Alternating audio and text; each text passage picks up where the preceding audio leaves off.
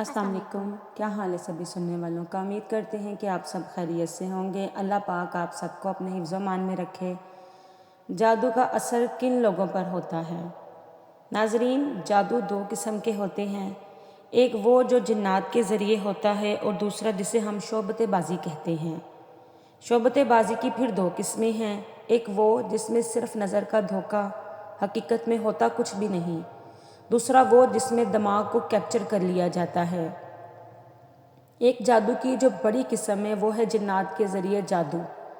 جنات کے ذریعے جادو یہ ہوتا ہے، دیکھیے جنات بھی کسی کو نظر نہیں آتے۔ جنات کیا کرتے ہیں کہ آپ جنات کو قابو نہیں کر سکتے، جنات کسی کے قابو میں نہیں آتے۔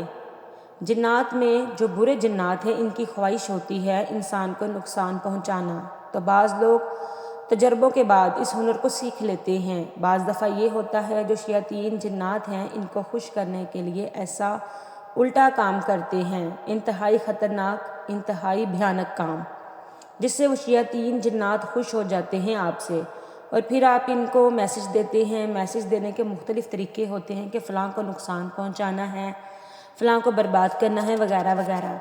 تو پھر وہ کیا کرتے ہیں، جب جنات کو میسج دیا جاتا ہے تو وہ جا کر وہ کام کر کے آتے ہیں۔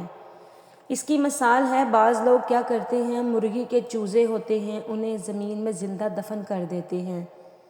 یہ نہایت وحشیانہ کام ہے، اسے شیاطین جنات خوش ہو جاتے ہیں۔ جن اصل میں شیطان ہے، وہ تو چاہتا ہے کہ انسان کفر کا راستہ اختیار کرے، یا معصوم بچے مردہ ہوتے ہیں ان کی ہڈیاں نکال لی جاتی ہیں، یا ان بچوں کا گوشت کھایا جاتا ہے، یا گندگی میں رہا جاتا ہے۔ ہر وہ کام جو انسان کے کرنے کے نہیں ہیں، انتہائی وحشیانہ۔ ان میں سے بعض بدبخت یہ بھی کرتے ہیں کہ قرآن کو الٹا لکھتے ہیں، تو اس سے کیا ہوتا ہے کہ شیطان جنات بہت خوش ہو جاتے ہیں۔ تو پھر وہ لوگ جو یہ سب کرتے ہیں ان کو میسج دیتے ہیں۔ میسج دینے کے مختلف طریقے ہوتے ہیں۔ بعض دفعہ اس شخص کا پتلا بنا کر اس کا نام لکھ کر اس میں سوئیاں چبو دیتے ہیں۔ اس سے یہ جنات کو میسج ملتا ہے کہ اس شخص کو ایسے تکلیف دینی ہے۔ یہ جادوگروں کا شعبہ ہے، اس گندگی میں وہی لوگ پڑتے ہیں۔ اس سے نتیجہ یہ نکلتا ہے کہ جنات ان میسیجز پر عمل کر کے اس انسان کو تکلیف دینا شروع کر دیتے ہیں۔ تو یہ بھی ایک طریقہ ہے۔ اب تکلیف تو آپ کو نظر آ رہی ہوتی ہے، لیکن تکلیف کا سبب آپ کو نظر نہیں آ رہا ہوتا۔ جنات نظر نہیں آتے تو اس بیس پر بھی اسے جادو کہا جاتا ہے۔ ڈاکٹر پریشان ہوتے ہیں کہ اس بندے کو کیا ہو گیا ہے، بیماری اسے کھا رہی ہے، روزانہ وہ گھل رہا ہوتا ہے۔ 99% تو بیماریاں ہوتی ہیں، جنات نہیں ہوتے، لیکن 1% بعض دفعہ جنات بھی ہوتے ہیں جو انسان کو تنگ کر رہے ہوتے ہیں، کیونکہ انہیں میسج دیا ہوتا ہے کسی نے۔ یہ بھی جادو کی ایک قسم ہے۔ تو ہمارے نبی صلی اللہ علیہ وسلم پر جو جادو ہوا تھا وہ یہ جنات والی قسم کا جادو تھا۔ آپ صلی اللہ علیہ وسلم پر کنویں کے اندر جادو کیا گیا تھا۔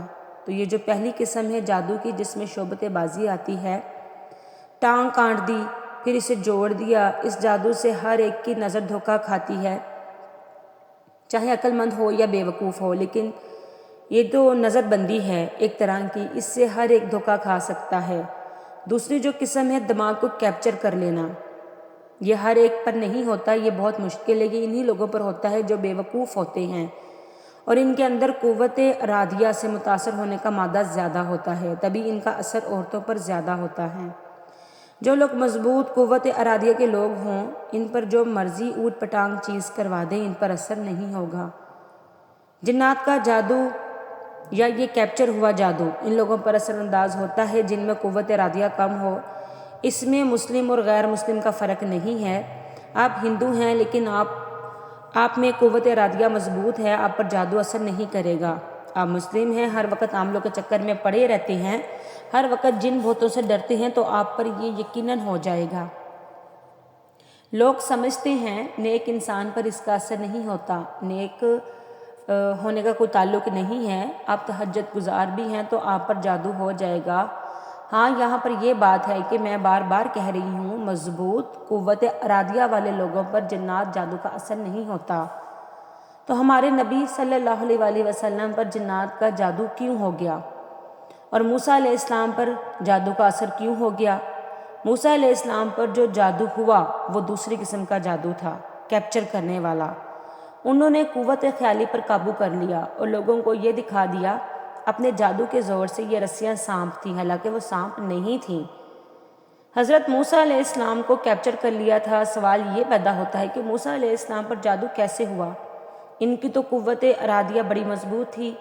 اس کا جواب یہ ہے کہ یہ اثر اللہ نے ایک حکمت سے ہونے دیا، کیونکہ یہاں ایک معجزہ ظاہر کرنا تھا۔ اگر موسیٰ علیہ السلام پر خوف طاری نہ ہوتا، اگر حضرت موسیٰ علیہ السلام پر خوف طاری نہ ہوتا، بالکل کانفیڈنس سے کھڑے ہوتے، تو فرعون نے کہنا تھا کہ یہ نورا کشتی ہے، تو لوگ اس الزام کو برحق سمجھنے لگتے۔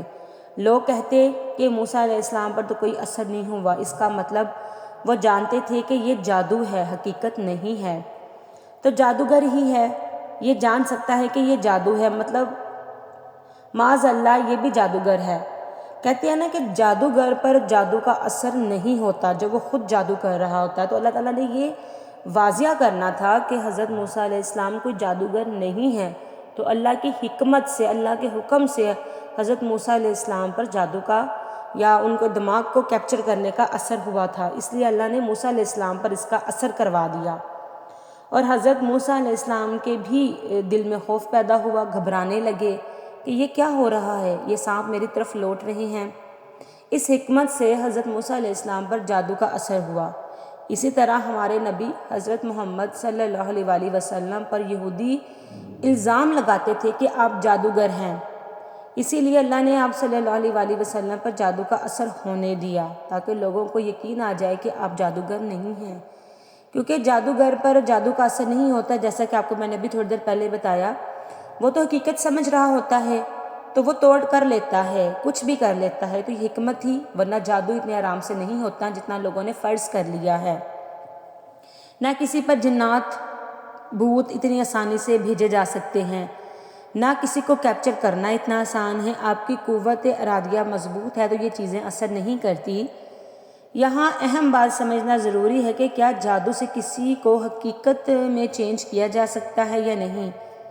یہ بھی بہت اہم ٹاپک ہے۔ جادوگروں سے ڈرنے کی بالکل ضرورت نہیں ہے، جس طرح آج کل عاملوں کو مسلط کر لیا ہے نا، وہ بالکل صحیح نہیں ہے۔ 99% نفسیاتی کیسز ہوتے ہیں جنہیں لوگ جادو سمجھ رہے ہوتے ہیں عاملوں کے کہنے سے۔ تو آپ یہ کہہ سکتے ہیں کہ بنی اسرائیل میں جادوگر جادو سے میاں بیوی کے آپس میں لڑائی کروا سکتے تھے، کیا ان میں اتنی طاقت ہے کہ یہ میاں بیوی کے آپس میں لڑائی کروا سکتے؟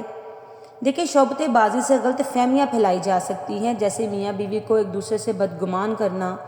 بعض دفعہ شیاطین بھی یہ کام کرواتے ہیں، ورنہ جادوگر کے پاس اتنی طاقت نہیں کہ میاں بیوی میں لڑائی ڈلوا سکے۔ اگر ایسا ہوتا تو یہ اب تک دنیا میں عذاب کھڑا کر چکے ہوتے، کوئی میاں بیوی آج تک جوڑا بنے ہی نہ ہوتے۔